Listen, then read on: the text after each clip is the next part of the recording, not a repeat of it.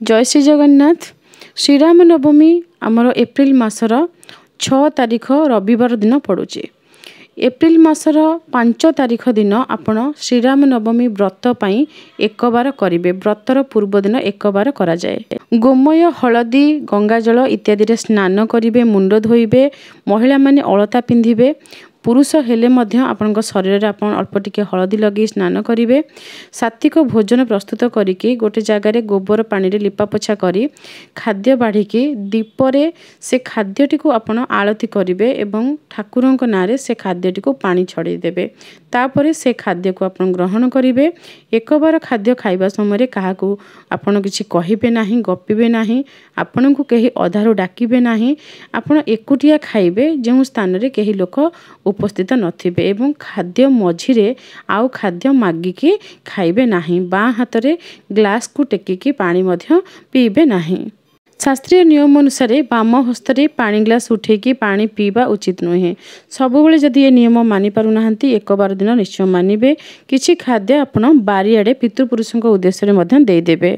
चैत्र मासर शुक्ल पक्ष नवमी तिथि रे दुई गोटी महापर्व पालन करा जाय थाए। प्रथमटी हेउची माँ दुर्गांकर नवमी पूजा, चैत्र नवरात्रर नवम दिन।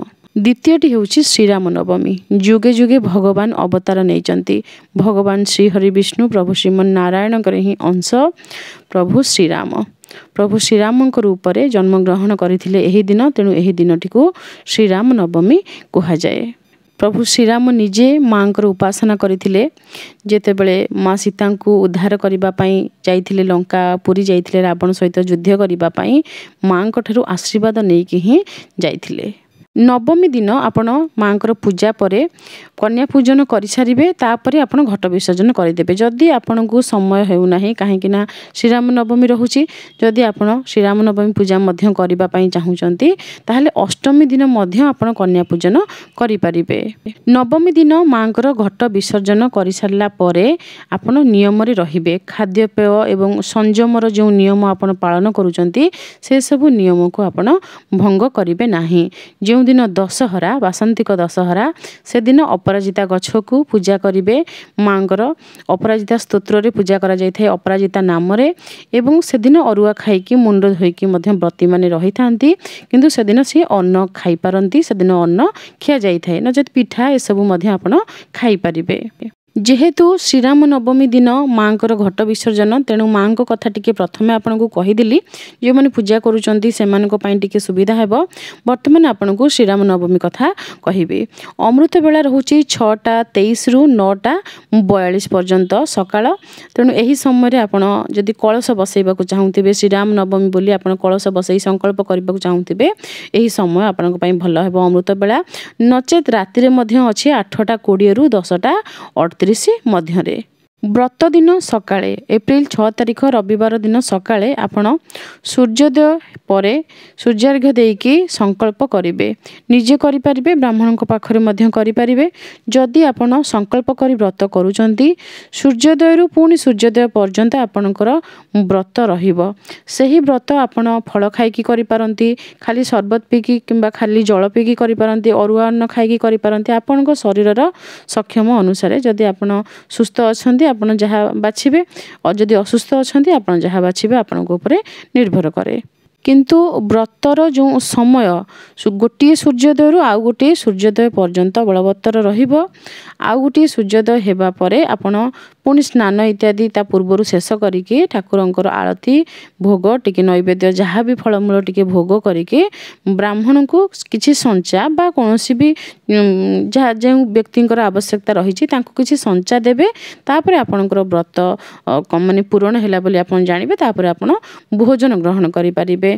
से जो प्रथम भोजनटी बासी पियाज रसुण आमिष इत्यादि होई नथिबो, सात्विक होइथिबो प्रथम भोजनटी, कारण से भोजनटी मध्य ठाकुरंकु टेकिकी ग्रहण करा जाय थाए। प्रभु श्रीराम बाल्य स्वरूप थिले तांको स्नान करदेवे। जदि बजरंगबली अछंती सी मध्य स्नान करेंगे, माँ सीता स्नान करेंगे। जदि राम दरबार संपूर्ण भाव में अछंती ताहले समस्त को आपण पंचामृत रे स्नान करदेवे। फट होइथिले आपण कंचा क्षीर बा पंचामृत टिके सिंचन करेंगे, छिंची देवे। दुब फूल कुश जो पारे आपण टिके छिंची देके कपड़ा रखिथिबे सुखिला कपड़ा सेथिरे पोछि देबे। भगवान श्रीहरि विष्णुंकर जेहेतु अवतार प्रभु श्रीराम तेणु तांकर अभिषेक करने समय शंखरे जल नहीं आपण अभिषेक करेंगे। प्रभु को पूजा रे हलदिया रंगर आपण प्रयोग करेंगे जमीक हलदिया रंगर वस्त्र पिंधे देवे हलदिया रंग एवं धला रंगर बास्नायुक्त पुष्प अर्पण करेंगे हलदिया रंग एवं धला रंगर किछि नैवेद्य मध्य अर्पण करेंगे मिष्टान्न पायस पायस कहले खीरी खिचुड़ी इत्यादि हलदिया एवं धला रंगर प्रस्तुत करके ठाकुर को भोग रूप में अर्पण करें पिठा उखुड़ा गजामुग गजाबुट खईकोरा जहाँ भी आपण पाखरे अच्छी फलमूल इत्यादि ताहा आपण भोगरे अर्पण करें तुलसी सहित।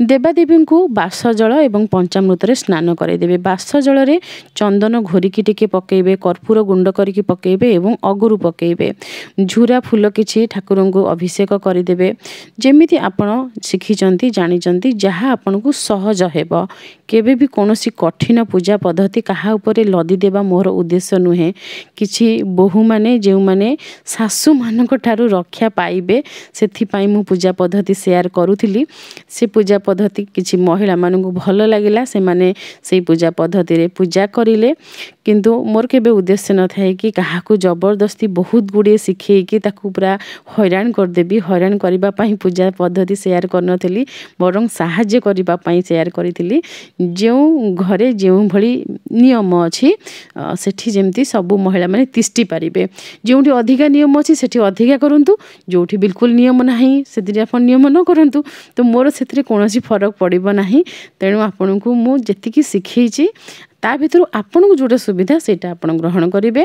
एठी ठाकुरंकर विग्रह आपण देखि पारछंती प्रभु श्रीराम अछंती भाई लक्ष्मण अछंती माँ सीता अछंती बजरंगबली भी अछंती तांकर अलग सिंदूर बजरंगबलींकर सिंदूर अलग तेणु से सब एठी मु सिंदूर लगे देछि ठाकुर को चंदन लगे देछि स्नान प्रथमे करिले नुआ वस्त्र पिंधिले वस्त्र रंग भी देखि पारथिबे हलदिया गोलापी कमला रंग टिके रंग रंगिया भी माने सबुज भी अछि तो विभिन्न प्रकार रंगर वस्त्र ठाकुर पिंधिले चंदन उपरे अक्षत मध्य लगेई देली अक्षत आपण ठाकुरंकर अभिषेक करबा समय बा पूजा करबा समय अक्षतर प्रयोग करिवे जदि अक्षत एमती सिंदूर लगेई देबे मध्य सेमिति ठाकुरंक मथा आहुरी सुंदर देखा जाए एवं किछि पुष्प मध्य अर्पण करिवे किछि अलंकार जहाँ आपनक पाखरे अलंकार अछि बेकरे हार हातरे अंटारे ठाकुरंकर विग्रह जेते बड़ विग्रह सेते अधिक माने अलंकार पिंधि पारिबे किंतु छोट छोट विग्रह रे आमे अलंकार अधिक पिंधे पारे नाही तो एठी कठौ तीनोटी अछि किंतु से समय मु जानि नथिली माँ सीतांकर कठौ रुहे नाही बोली तेणु मु कठौ रखिथिली किंतु माँकर पाखरे कठौ आपण रखिबे नाही काहेकि ना माँ निजे भूमि रु जात भूमि जा तेणु से केबे भी कठौ पिंधंती नाही तेणु माँक पाखरे आपण कठौ रखिबे नाही। एठी माँकर कुनी कुनी नाली शंखा दुईटी मध्ये माँ को अर्पण कर देछि आ प्रभुंकर प्रिय हेउची तुलसी पत्र दुई पत्र युक्त जुग्म पत्र अर्पण करा जाय थाए जुग्म कहले दुई चारि ए सब संख्या को जुग्म कहा जाए तो गोटिए पत्र देबे नाही कहबार अर्थ हेउची गोटिए पत्र देबे नाही।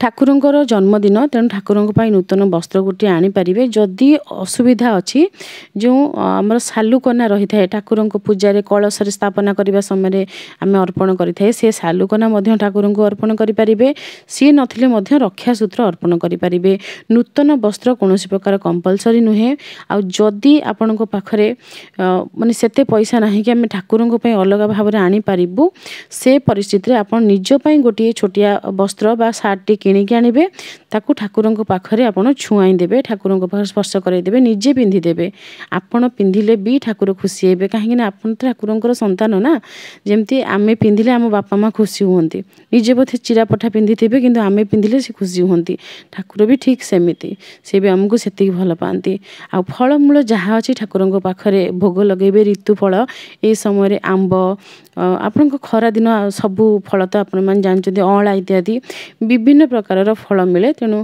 से फल बा जहाँ आपन बाड़ी बगीचा रे अच्छी कदली गोटे हेले भी चलिबो एवं हलदिया रंगर खिचुड़ी धला खीरी किछि हलदिया मिष्टान्न ए सब आपनकर सुविधा अनुसार आपण अर्पण करि परिबे। ଆପଣ ପୁରୁଷ ହୋଇଥାନ୍ତୁ ବା ମହିଳା, ଘରେ କାମ କରନ୍ତୁ ବା ଅଫିସରେ, ଆପଣ ଯଦି ଶ୍ରୀରାମ ନବମୀର ବ୍ରତ ରଖିଛନ୍ତି କିନ୍ତୁ ଆପଣ ଗୁରୁଙ୍କ ଠାରୁ ମନ୍ତ୍ରରେ ଦୀକ୍ଷିତ ନୁହନ୍ତି, ଆପଣ ପ୍ରଭୁଙ୍କର ନାମ ଜପ କରିବେ। ନାମ ଏଇଭଳି ଭାବରେ କହିବେ, ରାମାୟ ନମଃ, ରାମାୟ ନମଃ, ରାମାୟ ନମଃ, ଏତିକି କହିବେ। ଏଥିରେ କୌଣସି ପ୍ରକାରର ବୀଜ ମନ୍ତ୍ର ନାହିଁ, ପ୍ରଣବ ନାହିଁ, କିଛି ଜିନିଷ ଏ ମନ୍ତ୍ରରେ ମାନେ ନାମ ମନ୍ତ୍ରରେ ନାହିଁ। ତେଣୁ ଆପଣଙ୍କର ଏଥିରେ କୌଣସି ପ୍ରକାରର ଭୁଲ ହେବ ନାହିଁ। ପ୍ରଣବ ଉଚ୍ଚାରଣ କେବଳ ଉପନୟନ ସଂସ୍କାର ଯେଉଁମାନଙ୍କର ହୋଇଥାଏ ସେମାନେ କରିପାରିବେ। ବୀଜ ମନ୍ତ୍ର ଗୁରୁ ପ୍ରଦତ୍ତ ହେବା ଦରକାର, ଗୁରୁ ଦେଲେ ହିଁ ଆପଣ ଜପି ପାରିବେ। ତେଣୁ ଆପଣଙ୍କ ପାଇଁ ସରଳ ହେଉଛି ନାମ ମନ୍ତ୍ର। ଯଦି ଆପଣ ଭଗବାନ ଶ୍ରୀହରି ବିଷ୍ଣୁଙ୍କର କୌଣସି ବି ମନ୍ତ୍ରରେ ଦୀକ୍ଷିତ, ଗୁରୁଙ୍କ ଠାରୁ ଆପଣ ମନ୍ତ୍ର ଗ୍ରହଣ କରିଛନ୍ତି, ଉକ୍ତ ମନ୍ତ୍ରକୁ ଆପଣ ଶ୍ରୀରାମ ନବମୀ ଦିନ ଜପ କରିପାରିବେ। ଯେମିତିକି ପ୍ରଭୁ ଶ୍ରୀମନ୍ ନାରାୟଣଙ୍କର ମନ୍ତ୍ରରେ ମୁଁ ଦୀକ୍ଷିତ, ତେଣୁ ଯେମିତିକି ଜନ୍ମାଷ୍ଟମୀ ହେଲା, ଶ୍ରୀରାମ ନବମୀ ହେବ କିମ୍ବା ମାଙ୍କର ନବରାତ୍ର ପୂଜା ସମୟରେ ମଧ୍ୟ ମୋତେ ଯେଉଁ ମନ୍ତ୍ର ମିଳିଛି ଗୁରୁଙ୍କ ଠାରୁ, ମୁଁ ସେଇ ମନ୍ତ୍ର ହିଁ ଜପ କରିବି। କାହିଁକିନା ସେହି ମନ୍ତ୍ର ହିଁ ମୋର ମୁକ୍ତିର ଦ୍ୱାର ଖୋଲିବ, କାହିଁକିନା ସେ ଗୁରୁ ପ୍ରଦତ୍ତ ମନ୍ତ୍ର। ତେଣୁ ଆପଣଙ୍କୁ ଯେଉଁ ମନ୍ତ୍ର ମିଳିଛି ସେଇ ମନ୍ତ୍ରକୁ ଆପଣ ଜପ କରିବେ। କିନ୍ତୁ ନବରାତ୍ର ପାଇଁ ଅଲଗା ଟିକେ ମୁଁ କ'ଣ କରିବି, ମାଙ୍କର ଅଷ୍ଟକମ୍ ପଢ଼ିଦେବି, ସ୍ତୁତି ପଢ଼ିଦେବି। ଠିକ୍ ସେମିତି ଯେହେତୁ ଶ୍ରୀରାମ ନବମୀ ଅଛି, ଆପଣ ରାମ ରକ୍ଷା ସ୍ତୋତ୍ର, ପ୍ରଭୁଙ୍କର କିଛି ଅଷ୍ଟକମ୍, ସ୍ତୁତି ଏସବୁ ଏକ୍ସଟ୍ରା ପଢ଼ିପାରିବେ, ସେଥିରେ କିଛି ବାରଣ ନାହିଁ। କିନ୍ତୁ ଯେଉଁ ମନ୍ତ୍ର ଗୁରୁଙ୍କ ଠାରୁ ମିଳିଛି ସେହି ମନ୍ତ୍ରକୁ ହିଁ ଜପ କରିବେ। ସିଏ ହେଉଛି ପ୍ରଥମ କାମ। ଖାଆନ୍ତୁ ନ ଖାଆନ୍ତୁ, ମାନେ କିଛି ବି ଅସୁବିଧା, ଦେହ ବି ଅସୁସ୍ଥ ଥିଲେ ମଧ୍ୟ ଦିନକୁ ଗୋଟିଏ ମାଳ ଆପଣଙ୍କୁ ଯେମିତି ହେଲେ ଜପିବାକୁ ପଡ଼ିବ। 2 ମାଳ 3 ମାଳ ସେ ତ ଅଧିକ କଥା, କିନ୍ତୁ ଗୋଟିଏ ମାଳ ଯେମିତି ହେଲେ, ଯେତେ ବି କଷ୍ଟ ହେଉ ମନ୍ତ୍ର ଜପ ବିଲକୁଲ ବନ୍ଦ କରିବେ ନାହିଁ। ଗର୍ଭବତୀ ମହିଳାମାନେ ଯଦି 6 ମାସ ତାଙ୍କର ହେଇନି, ସେମାନେ ନିଜେ ଶ୍ରୀରାମ ନବମୀ ଦିନ ପୂଜା କରିପାରିବେ। ପ୍ରଭୁ ଶ୍ରୀରାମଙ୍କର ବାଲ୍ୟ ସ୍ୱରୂପ ହୁଅନ୍ତୁ ବା ଗୁରୁଣ୍ଡି ଗୋପାଳ ହୁଅନ୍ତୁ, ତାଙ୍କୁ ହିଁ ଆପଣ ପ୍ରଭୁ ଶ୍ରୀରାମଙ୍କ ସ୍ୱରୂପ ଭାବରେ ସ୍ନାନ କରାଇବେ, ନୂତନ ବସ୍ତ୍ର ପିନ୍ଧେଇବେ, ଭୋଗ ଅର୍ପଣ କରିବେ, ଧୂପ ଦୀପରେ ଆଳତି କରିବେ, ଗେହ୍ଲା କରିବେ ଆପଣଙ୍କର ନିଜର ସନ୍ତାନ ପରି। ଯଦି ଆପଣଙ୍କର 6 ମାସ ହେଇଯାଇଛି ଆଉ ଆପଣ ଉଠି ବସି ପାରୁନାହାନ୍ତି, ସେ ସମୟରେ ବି ପୂଜା କରାଯାଏ ନାହିଁ, ଶାସ୍ତ୍ର ମଧ୍ୟ ଅନୁମତି ଦେଉନାହାନ୍ତି, ପରିବାର ସଦସ୍ୟ ପୂଜା କରିବେ। ଆପଣ କେବଳ ରାମାୟ ନମଃ ମନ୍ତ୍ରଟିକୁ ସାରା ଦିନ ଯେତେ ପାରିବେ ଜପିବେ ଏବଂ ପ୍ରଭୁଙ୍କୁ ଅନୁରୋଧ କରିବେ କି ଗର୍ଭସ୍ଥ ସନ୍ତାନ ପ୍ରଭୁଙ୍କର ଗୁଣ ଗାରିମା ଆଣି ଗୋଟିଏ ସୁନ୍ଦର ସନ୍ତାନ, ମାନେ ସୁନ୍ଦର କରି ରୂପ କଥା କହୁନାହିଁ, ଗୁଣ କଥା କହୁଛି, ଗୁଣବାନ ସନ୍ତାନ ଜନ୍ମଗ୍ରହଣ କରୁ, ଯିଏ ଆମ ସମାଜର ଉନ୍ନତି କରୁ ଏବଂ ଧର୍ମର ରକ୍ଷା କରୁ, ସମସ୍ତଙ୍କ ଜୀବନରେ ଆଲୋକ ଭରିଦେଉ, ନିଜେ ଦୀପ ହେଇକି ଜଳିଯାଉ ଏବଂ ସମାଜକୁ ଆଲୋକ ପ୍ରଦାନ କରୁ। ଏଇଭଳି ଜିନିଷ ଯଦି ମାଗିବେ, ପ୍ରଭୁ ସେଇଭଳି ଭାବରେ ଉଜ୍ଜ୍ୱଳ ସନ୍ତାନ ଆପଣଙ୍କୁ ପ୍ରଦାନ କରିବେ। ପୂର୍ବରୁ ଆପଣ ଯଦି ଗର୍ଭାଧାନ ସଂସ୍କାର କରିଥିବେ ତାହେଲେ ସନ୍ତାନ ତ ନିଶ୍ଚୟ ଭଲ ହେବ। ଆଉ ଯଦି ବି ଗର୍ଭାଧାନ ସଂସ୍କାର କରିନାହାନ୍ତି ତାହେଲେ କ୍ଷମା ମାଗିକି, ସୁଯୋଗ ଅଛି ପ୍ରଭୁଙ୍କ ପାଖରେ କ୍ଷମା ପ୍ରାର୍ଥନା କରିକି ଶରଣ ପଶିବେ କି ପ୍ରଭୁ ମୁଁ ଗର୍ଭାଧାନ ସଂସ୍କାର କରିପାରି ନାହିଁ, କିନ୍ତୁ ଏ ଗର୍ଭସ୍ଥ ସନ୍ତାନ ଯଦି ବି ଦୁଷ୍ଟ ଆତ୍ମାଟି ପ୍ରବେଶ କରିଯାଇଥିବ ବି ତାକୁ ଆପଣ ଶିଷ୍ଟରେ ପରିଣତ କରିଦିଅନ୍ତୁ। ପ୍ରଭୁ ଚାହିଁଲେ ହିଁ କରିପାରିବେ। ସବୁବେଳେ ମନେ ରଖିଥିବେ, ଆପଣଙ୍କର ଯେଉଁ କପାଳ ଲିଖନ କୁହନ୍ତି, ଭାଗ୍ୟ ରେଖା କୁହନ୍ତି, କର୍ମଫଳ କୁହନ୍ତି, ସେଇ କପାଳ ଲିଖନ, ଭାଗ୍ୟ ରେଖା ବା କର୍ମଫଳକୁ ବଦଳେଇ ଦେବାର କ୍ଷମତା ଯଦି କାହାର ଥାଏ, ସେ ହେଉଛନ୍ତି ସ୍ୱୟଂ ଭଗବାନ। ଆଉ କେହି ବି ସେସବୁ ଜିନିଷକୁ ବଦଳେଇ ପାରିବେ ନାହିଁ। ଯେଉଁମାନେ ହଷ୍ଟେଲରେ ରହୁଛନ୍ତି ଏବଂ ଯଦି କାହାର ଦେହ ଖରାପ ଅଛି, ହସ୍ପିଟାଲରେ ଅଛନ୍ତି କୌଣସି କାରଣବଶତଃ, କିମ୍ବା ଟ୍ରେନରେ ଫସି ଯାଇଛନ୍ତି, ଫ୍ଲାଇଟ୍ରେ ଫସି ଯାଇଛନ୍ତି, କୌଣସି ବି ପରିସ୍ଥିତିରେ କୌଣସି ସ୍ଥାନରେ ଅଛନ୍ତି, ଶ୍ରୀରାମ ନବମୀ ବୋଲି ଆପଣ ଜାଣିଲେ, ବାସ୍ ସେଦିନ ଆପଣ ଠାକୁରଙ୍କ ନାମ ଜପ କରିବେ, ରାମାୟ ନମଃ, ରାମାୟ ନମଃ। ବାସ୍ ଏତିକି ଆପଣ କରନ୍ତୁ, ଈଶ୍ୱରଙ୍କ ପାଖରେ ଆପଣଙ୍କର ଧ୍ୱନି ନିଶ୍ଚୟ ପହଞ୍ଚିବ। ଆପଣଙ୍କ ଘର ଯେଉଁ ସ୍ଥାନରେ, ସେ ସ୍ଥାନରେ ଯେଉଁ ପୁରାତନ ମନ୍ଦିର ସବୁ ଅଛି, ଯେକୌଣସି ମନ୍ଦିର, ଶ୍ରୀରାମ ନବମୀ ଅଛି, ଆପଣ କେବଳ ପ୍ରଭୁ ଶ୍ରୀରାମଙ୍କ ମନ୍ଦିରକୁ ଯିବେ ସେମିତି କିଛି ବି ନୁହେଁ। ଯଦି ଶ୍ରୀକୃଷ୍ଣଙ୍କର ବି ମନ୍ଦିର ଅଛି, କିନ୍ତୁ ଇସ୍କନ ମନ୍ଦିର ଯିବେ ନାହିଁ। ଇସ୍କନ ଗୋଟେ ସଂସ୍ଥା, ମନ୍ଦିର ନୁହେଁ। ସେ ବିଷୟରେ ମୁଁ ଆପଣଙ୍କୁ ଡିଟେଲରେ କହିଛି ପୂର୍ବ ଭିଡ଼ିଓ ମାଧ୍ୟମରେ। ଆପଣ ଯଦି ଦେଖିନଥିବେ, ନୂଆ କରି ଆସିଥିବେ, ଆଗକୁ ମଧ୍ୟ କହିବି।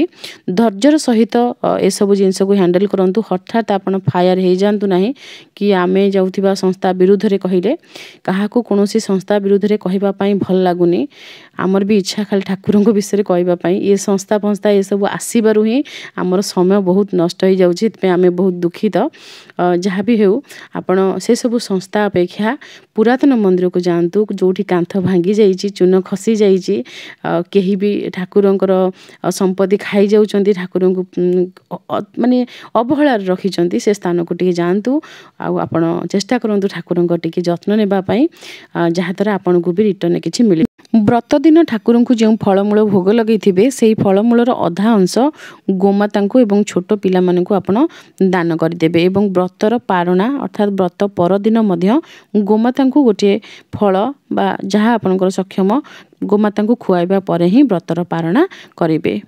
व्रतर पारणा कहले व्रत सरीजिबा पारणा एवं एक बार ए दुईटी विषय जदि आप डिटेल जानवा चाहूँगी लिखिए मुझे जो वीडियो रही पूर्व तार लिंक देदेवी।